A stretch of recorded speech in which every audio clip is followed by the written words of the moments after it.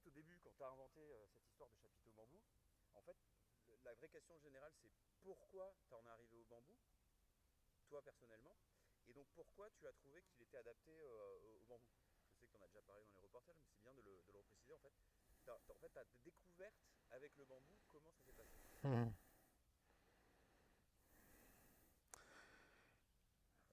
Donc j'ai découvert le bambou dans les années 90 et puis je me suis tout de suite intéressé à ce matériau qui pouvait, euh, qui pouvait remplacer des éléments métalliques et autres.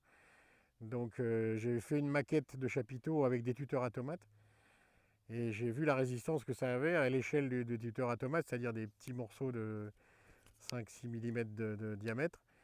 Et donc à partir de là, j'ai voulu en faire un qui puisse résister à la pression de la toile, à la pression du vent, à la tension de la toile, pardon.